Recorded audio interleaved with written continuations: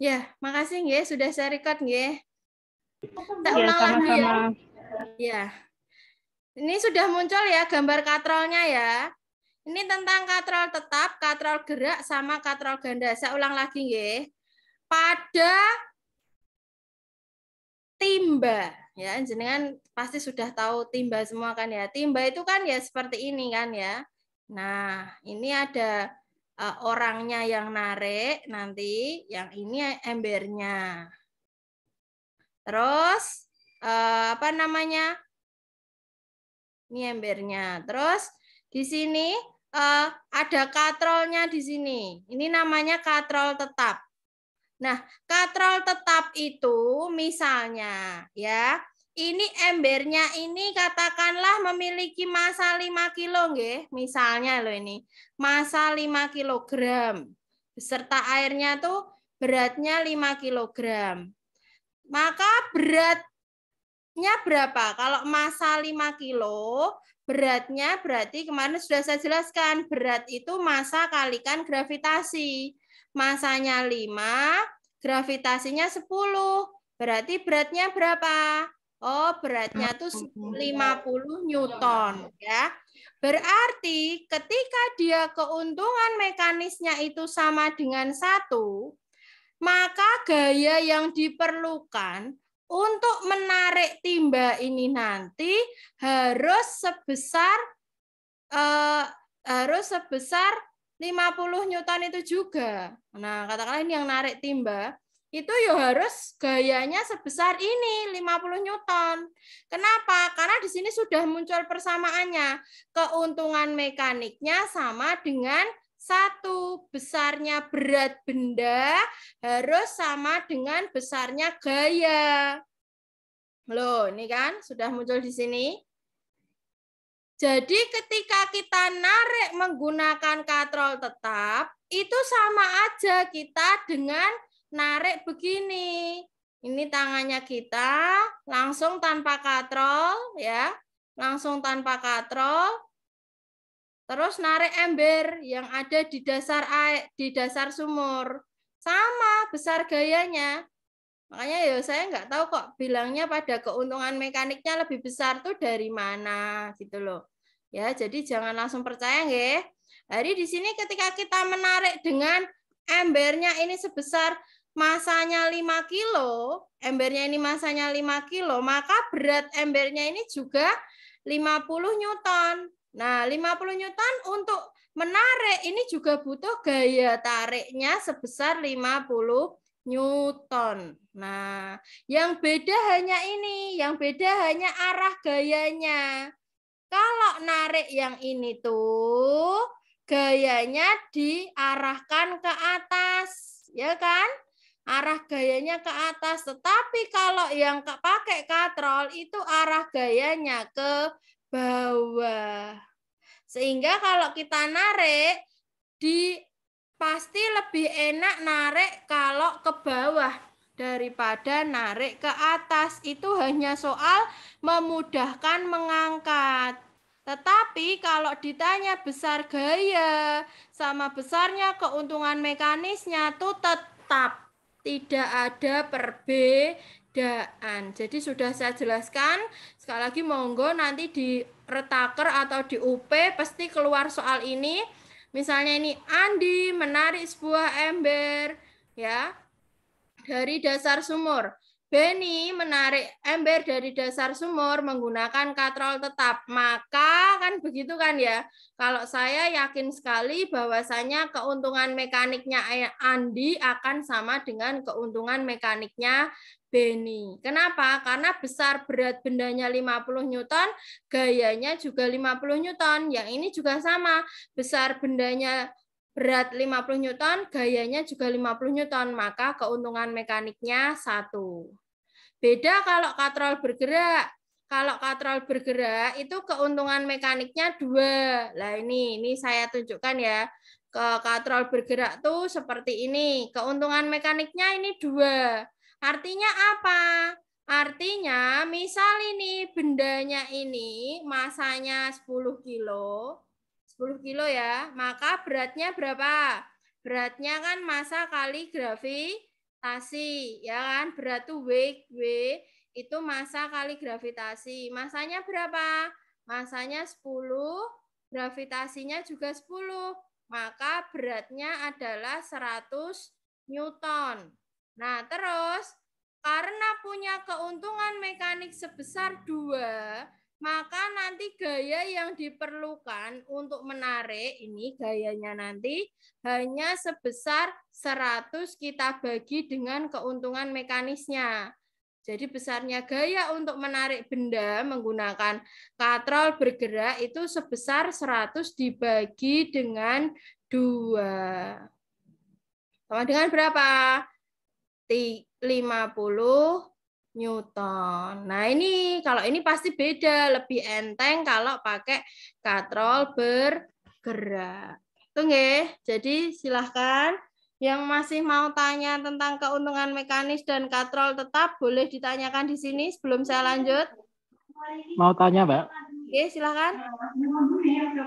Kalau keuntungan mekanisnya sama. Kalau yang ditanyakan usaha, nanti juga sama, Mbak?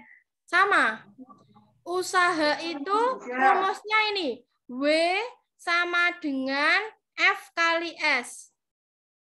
Ya, gaya dikali dengan perpindahan.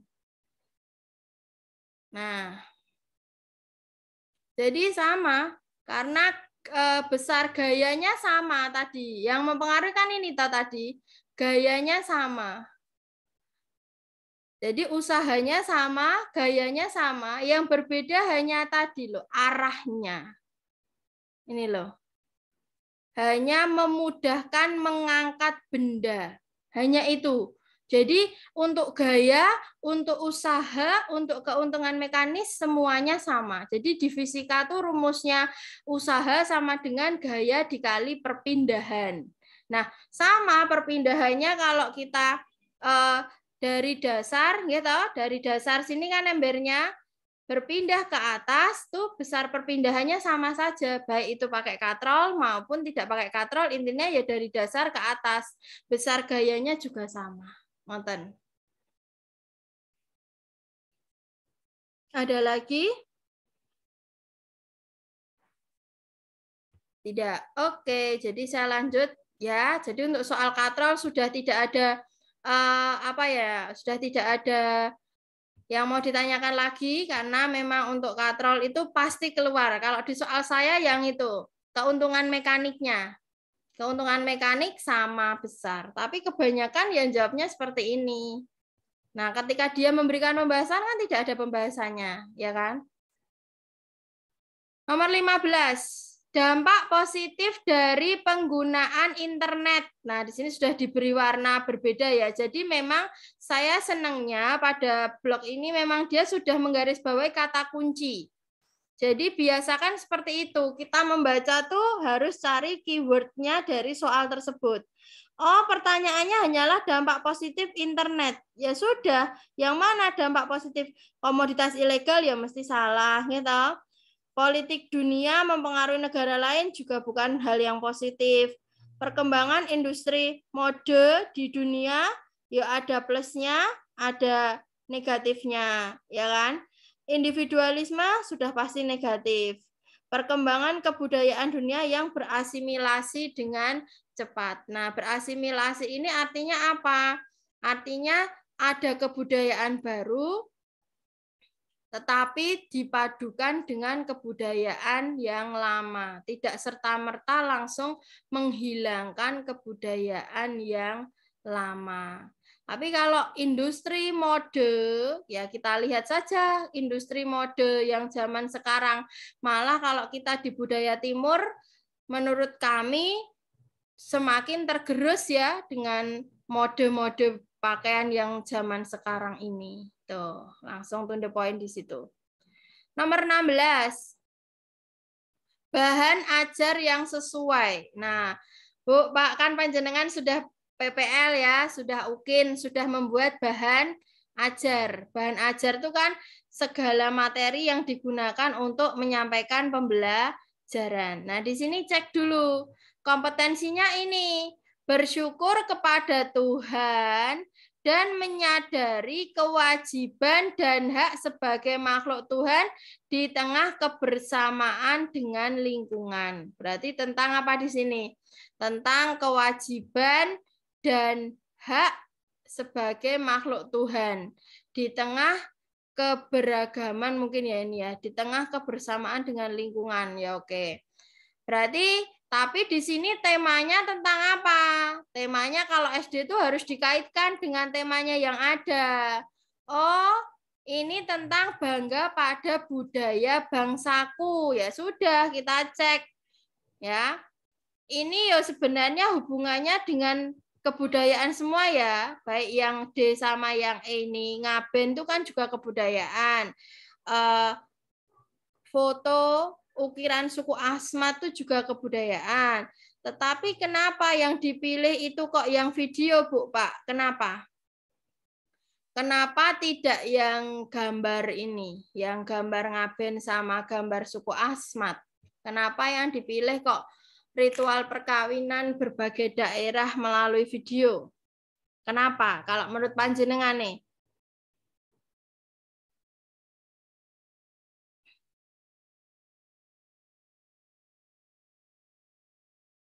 Karena apa? Ayo, kalau yang ini itu panjenengan hanya mengakomodasi siswa yang gaya belajarnya visual.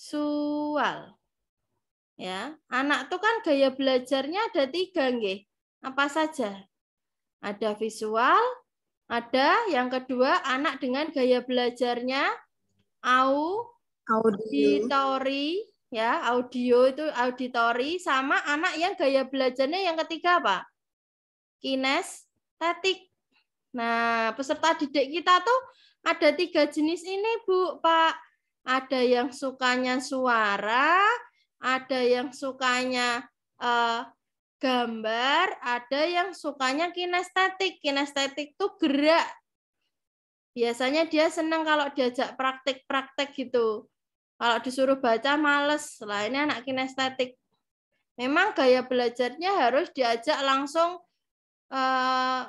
praktek, melaksanakan, itu anak kinestetik. Nah, ketika di sini gaya belajarnya anak tuh hanya diakomodasi dengan ini, maka hanya memberikan pembelajaran bagi anak yang visual. Maka anak auditori tidak merasa terkesan dan nyaman dengan adanya gambar. Tetapi kalau kita menggunakan video, maka kita bisa mengakomodasi baik itu yang visual maupun yang auditori. Nah, anak kinestetik biasanya maunya langsung terjun. Maksudnya apa? Ilmunya itu langsung dia praktekkan. Itu anak kinestetik ya. Maka di sini sudah tepat bahan ajarnya berupa video. Jadi bahan ajar tuh video, gambar, mungkin bisa materi tentang ini atau apa ya, bahan ajarnya dari lingkungan tuh juga bisa. Misalnya materi tentang perubahan wujud benda. Nah, itu bahan ajarnya selain video mungkin dari lingkungan sekitar.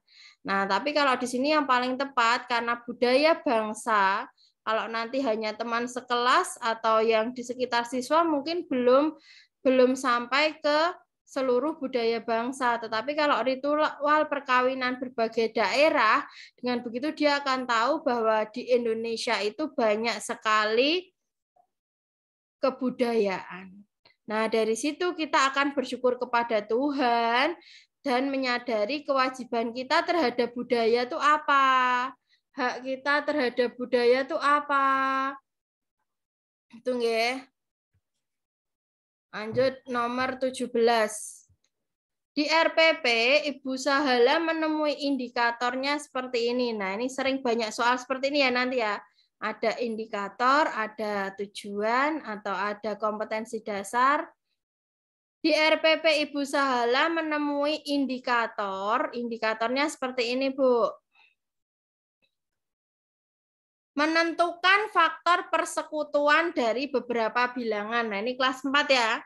Berarti nanti harus bisa mencari faktor persekutuan. Nah, ternyata anak-anak tuh banyak yang belum tahu loh.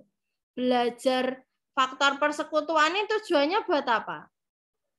Nah, tujuannya buat apa nyari faktor persekutuan ini? Bahkan ini keluar di soal P3K kemarin, faktor persekutuan menggunakan contoh kasus nyata. Apa contoh kasus nyatanya? Misalnya saya punya mangganya 120 biji. Terus saya punya jeruk saya ada 160 biji. Terus ada salaknya misalnya salaknya di sini 180 biji. Ketika saya ingin membagi 3 buah ini ke dalam jumlah yang sama, saya masukkan ke plastik, ya kan? Maka saya akan mampu mencari berapa banyak plastik yang saya butuhkan. Tanpa harus saya bagi satu persatu. Oh, ini tak bagi satu-satu dulu semua. Nah, nanti baru tak bagi dua-dua. Tanpa usah kita lakukan seperti itu, dengan kita memahami faktor persekutuan, nanti kita akan tahu dengan membagi benda sama banyak ini cukup dengan kita cari faktor persekutuan yang terbesar atau disingkat FPB. Maka dalam memberikan pembelajaran, kita harus memberi motivasi, ya kan? Sebelum memulai. Nah, kegiatan awal pembelajaran kan bisa dengan yang pertama tuh apersepsi, ya kan, terus motivasi, tujuan pembelajaran harus disampaikan. Maka mana yang paling tepat supaya siswa nanti termotivasi untuk belajar, yaitu dengan cara yang mana ya? Yuk kita cek satu-satu. Apakah yang A, memutar video tentang manfaat belajar, mengingatkan kembali apa yang dimaksud dengan faktor bilangan, ya, atau mendorong siswa berdiskusi, ya ini belum ya, memeriksa kesiapan untuk belajar atau menceritakan kehidupan sehari-hari yang berhubungan dengan faktor persekutuan. Yang mana, Bu, Pak?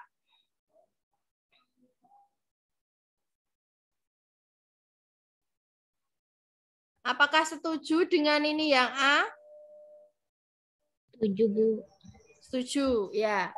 Memang semua ini masuk di kegiatan awal ya, ya kan? Kalau kita ngajar kan mesti ini ya, oh diingatkan kembali, ya kan? Terus juga didorong. Nanti kamu harus belajar ini supaya punya manfaat ini. Tetapi yang paling mengasihkan, ya toh, paling mengasihkan bagi anak tuh mesti ya ini, memutar video tentang manfaatnya apa. Jadi nanti siswa tahu, oh saya tuh belajar ini tuh ada manfaatnya. Itulah yang kadang sering kita tuh, saya sendiri mengalami dulu sebagai siswa, saya tuh tidak tahu loh, kenapa harus belajar ini, kenapa saya harus belajar ini. Sehingga adanya hanya capek belajar, tidak tahu manfaatnya. Tapi kalau sudah diputarkan video tentang manfaat dari belajar faktor persekutuan, maka siswa akan termotivasi untuk belajar. Udah betul ya? 18. Kegiatan pembelajaran di kelas sedang membahas globalisasi.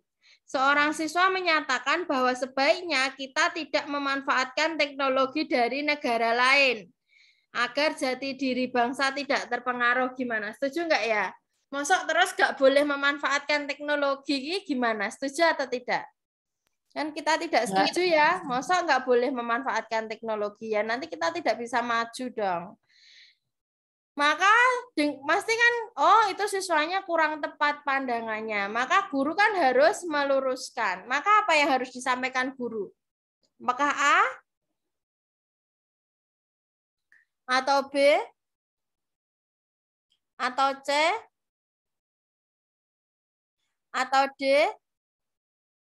Atau yang E?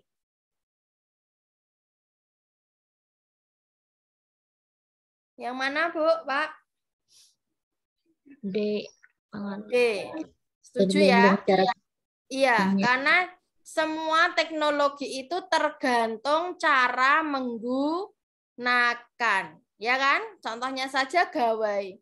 Gawai bisa bermanfaat kalau kita gunakan untuk proses belajar mengajar. Tetapi akan menjadi pengerusak kalau hanya digunakan untuk game. Nah, seperti itu. Jadi teknologi itu tidak terus mesti berdampak negatif, tergantung cara menggunakannya. Jadi yang tepat adalah yang D. Nomor 19. Nah, ini nilai karakter nih. Jadi jenengan harus tahu loh ya. Harus tahu pendidikan karakter itu apa saja. Nah, sudah punya filenya tentang pendidikan karakter atau belum? Kalau belum nanti akan saya share di grup ya. Jadi ada karakter dan ada ciri-cirinya, Bu. Jadi misalnya kayak itu loh, penilaian sikap itu kan karakter apa yang mau ditekankan? Oh, misalnya karakter sopan. Nah, karakter sopan tuh yang seperti apa? Oh, ketika pembelajaran pakaiannya dilihat, oh rapi, tidak dikeluarkan, itu masuk ke dalam sopan. Terus bertutur kata, gitu, bertutur kata yang baik, tidak menggunakan kata-kata yang kasar. Terus menyapa orang lain atau menyapa teman, menyapa guru, mengungkapkan tolong, terima kasih itu masuk ke dalam sopan. Nah, seperti itu. Jadi ada indikatornya. Tetapi indikator itu kembali lagi boleh diubah oleh guru, tidak harus sama persis dengan indikator yang sudah ditetapkan itu. Itu hanya contoh indikator. Tapi sebagai guru kita boleh mengganti sesuai dengan pembelajaran kita. Nanti saya kirim tentang indikator itu. Nah, di sini Bu Citra, guru di SD Bahagia Pagi. Pada waktu pembelajaran tentang membuat model tiruan gunung berapi, terlihat para peserta didik membuang sisa kertas koran dan karton di dekat meja mereka. Bu Citra sudah berulang kali mengingatkan agar peserta didik selalu menjaga kebersihan kelas, namun sepertinya masih belum bisa mengindahkannya. Andi yang duduk di barisan paling belakang tiba-tiba mengambil sapu dan membersihkan kelas. Nah, berarti ini anaknya ini apa ini? Apakah dia karakternya tanggung jawab? Atau cinta lingkungan, atau pemaaf nggak mungkin ya, jujur nggak mungkin, atau rajin. Yang mana? Karakternya. Saya dulu sudah punya pas zaman membuat PPL tuh, tapi bentar saya cari dulu. Kira-kira yang mana, Bu? Kalau jenengan setuju tanggung jawab, alasannya apa? Atau cinta lingkungan atau rajin?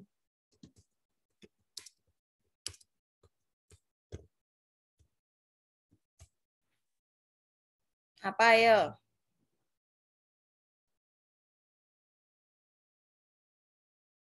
Nah ini loh.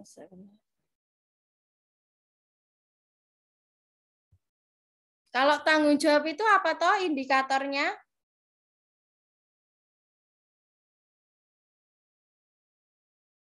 Halo?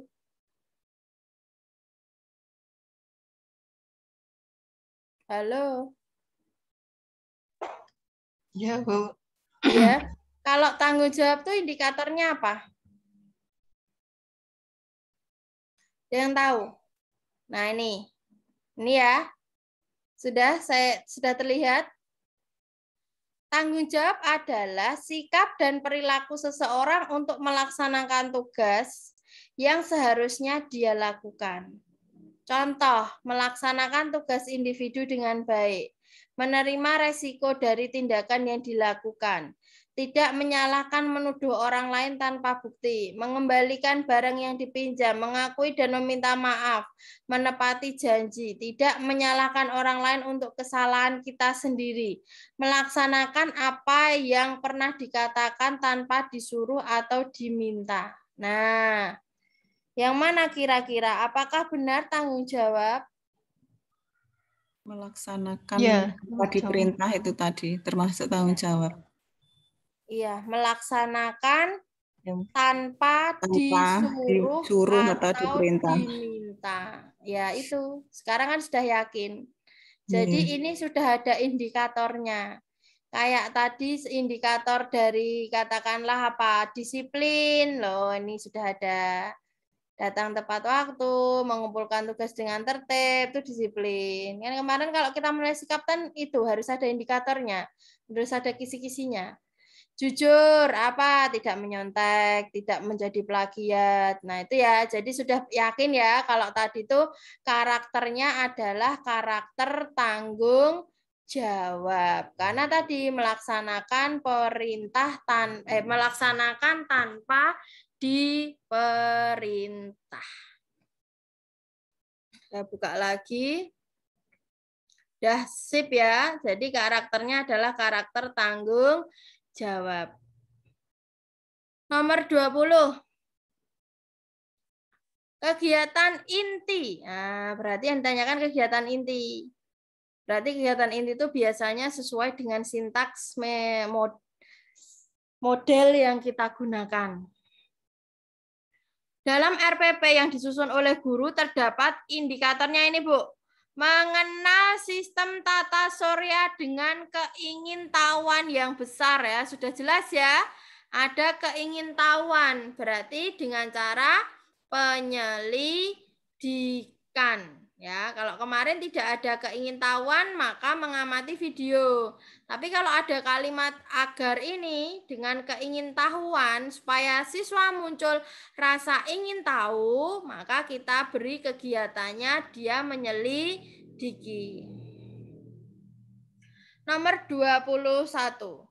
Ngaben merupakan upacara yang dilakukan oleh umat Hindu di Bali yang ditujukan kepada leluhur.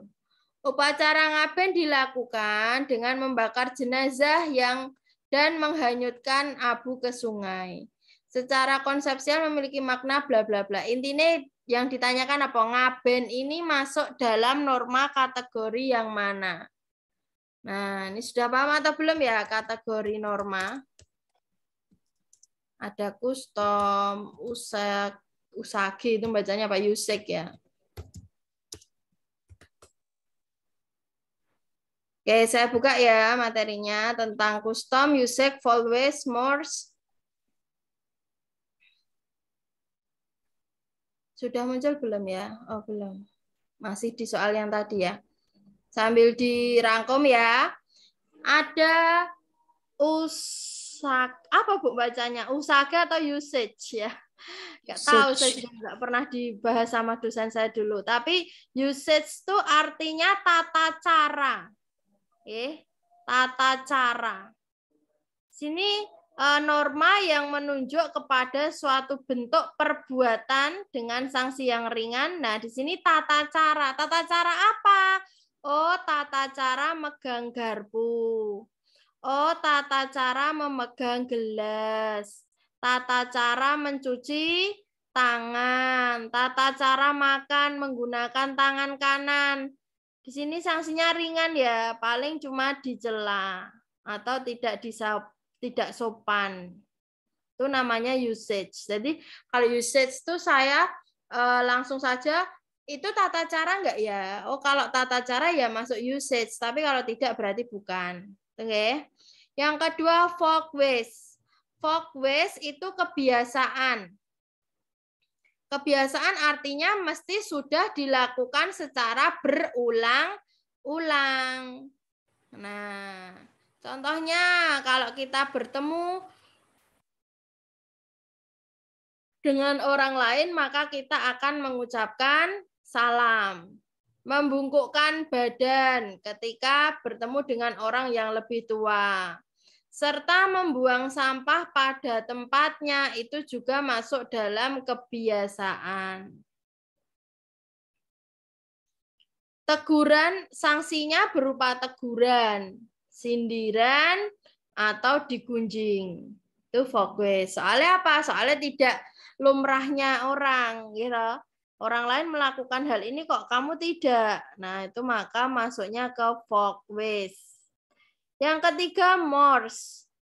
Mores itu adalah norma yang bersandar pada filsafat, ajaran agama, atau ideologi.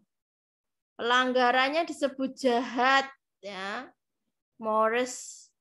Contohnya larangan untuk berzina, berjudi, minum minuman keras, menggunakan narkoba, itu masuknya mores.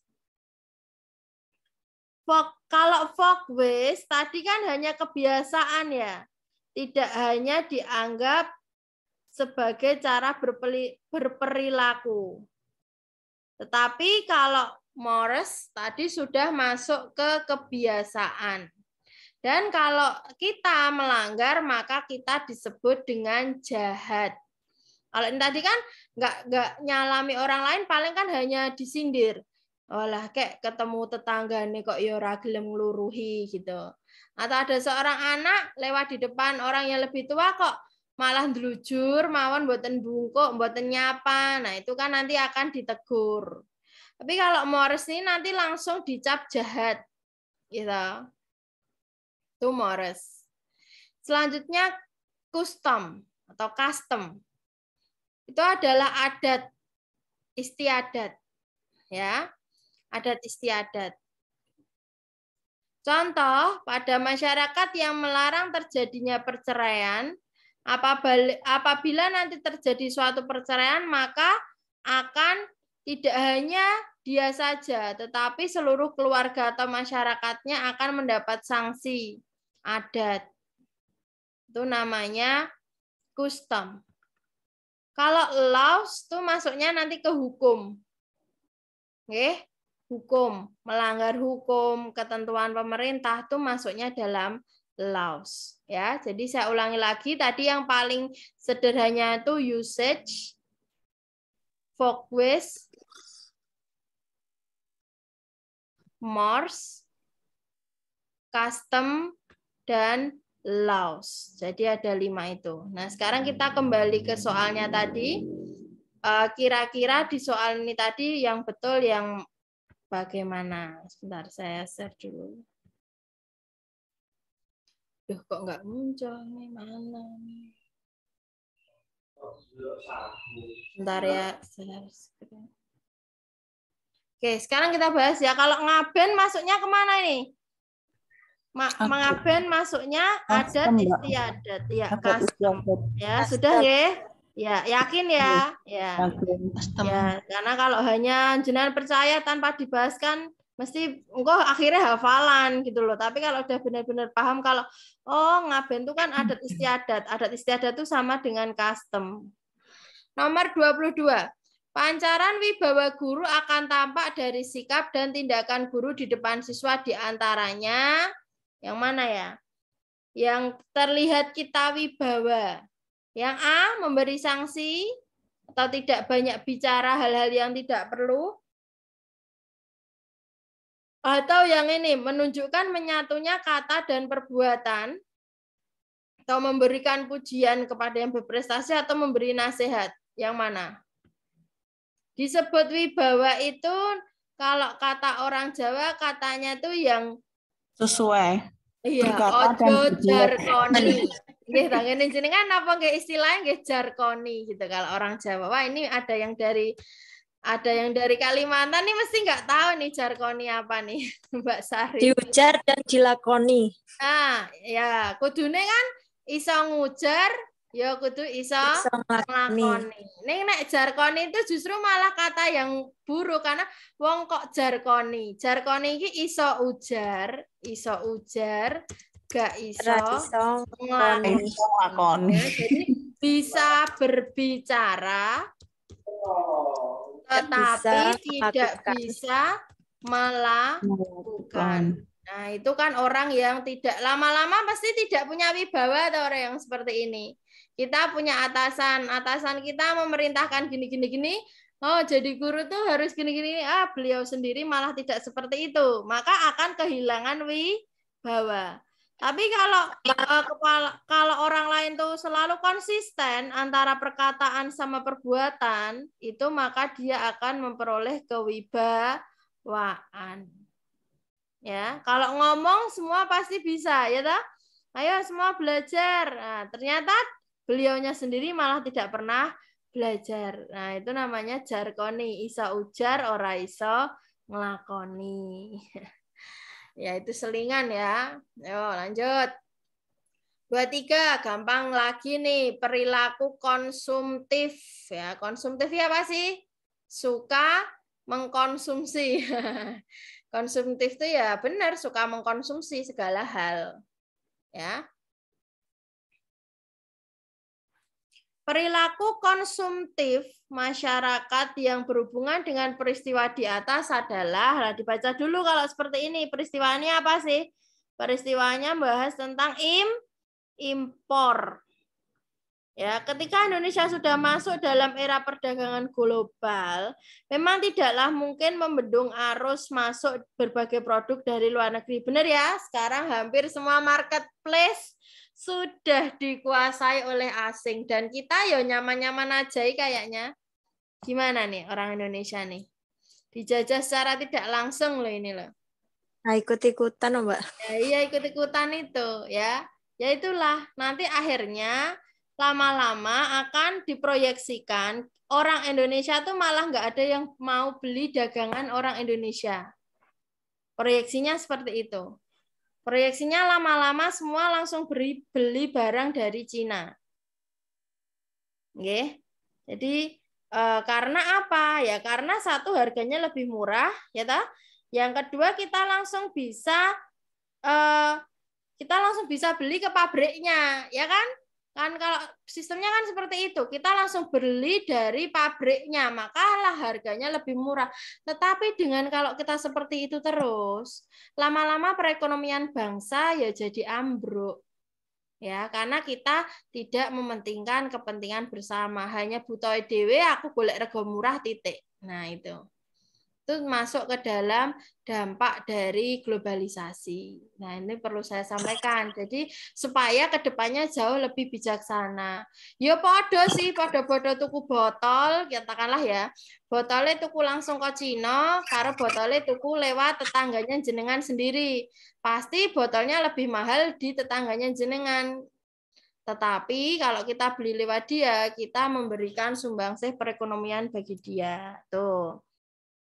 Nah, di sini ketika hubungan perdagangan antar negara makin terbuka, pasti salah satu konsekuensi yang tak terhindarkan adalah masuknya berbagai produk impor. Benar kan ya?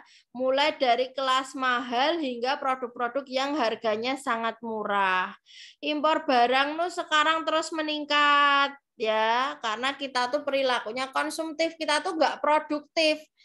Kita tipe bangsa yang kalau tahu oh ada harga murah ya sudah beli situ, enggak terus punya ide aku tak harus membuat hal yang sama gitu, enggak. Kita tipe masyarakat konsumtif.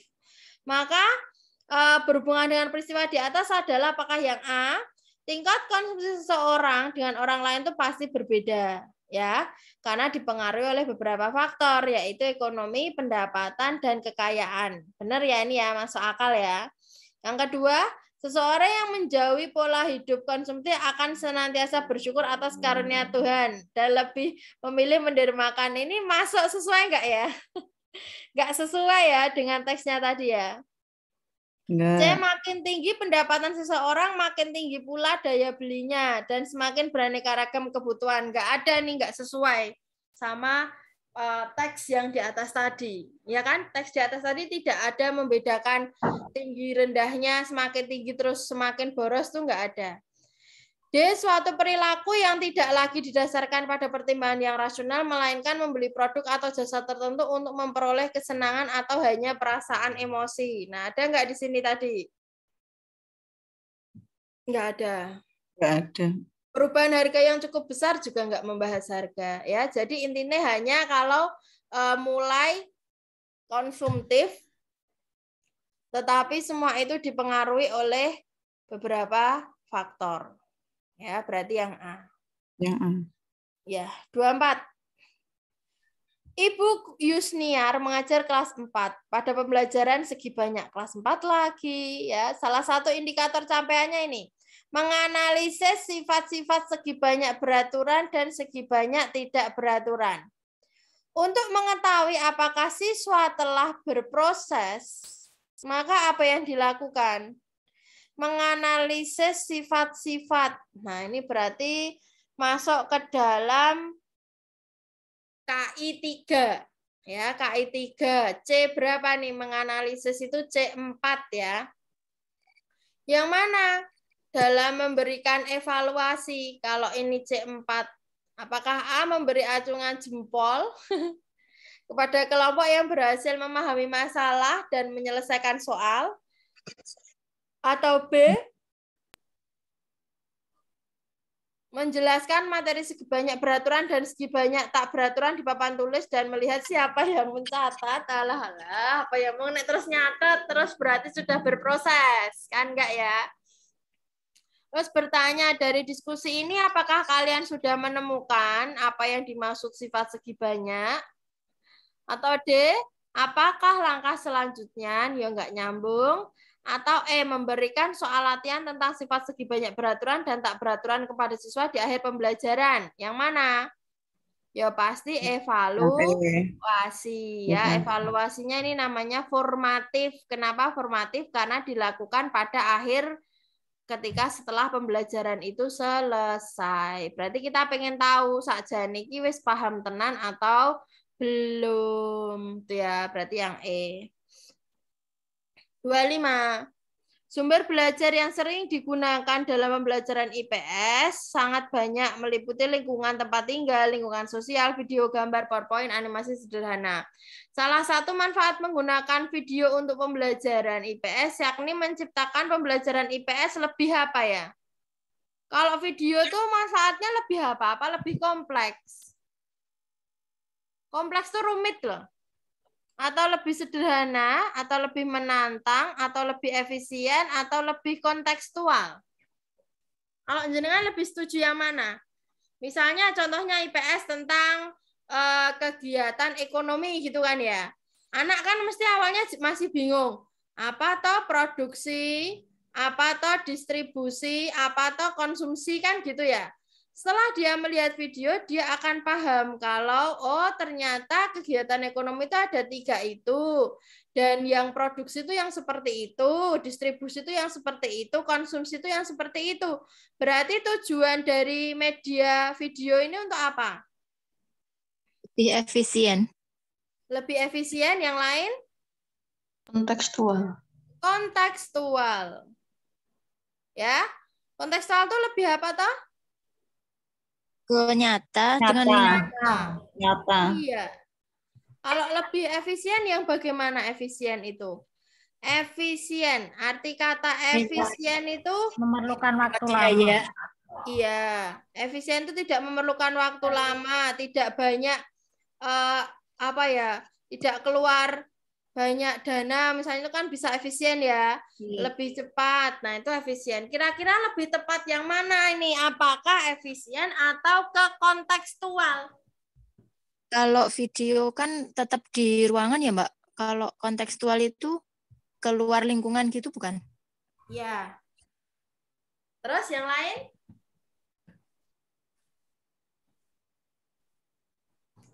Kalau kontekstual benar, Bu. Kontekstual itu di dunia nyata. Ya, seperti kemarin saya ngajak anak-anak kontekstual, saya ajak ke pasar. Ya, benar-benar real. Dia ketemu sendiri. Oh, ini loh. Ada parkir itu pekerjaannya benar-benar di bidang jasa. Karena nggak ada barang di situ yang mau dijual. Ya kan? Nggak ada barang yang mau dihasilkan. Tapi kalau ketemu pedagang pokes, kue pokes, oh berarti ini menjual barang. Itu namanya kontekstual, ya. Sehingga di sini saya juga lebih cenderung penggunaan video itu pembelajarannya lebih efisien.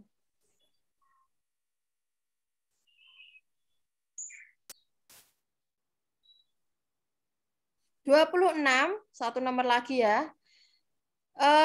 perbedaan jenis informasi pada kedua teks tersebut adalah, nah berarti ini dicari informasinya tentang apa ya.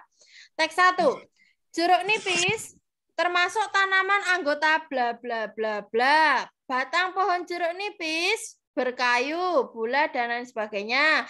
Sementara daunnya dan lain-lain. Berarti ini nyeritake tentang jeruk nipis, tetapi lebih ke bagian-bagian dari jeruk nipis itu. Ya kan?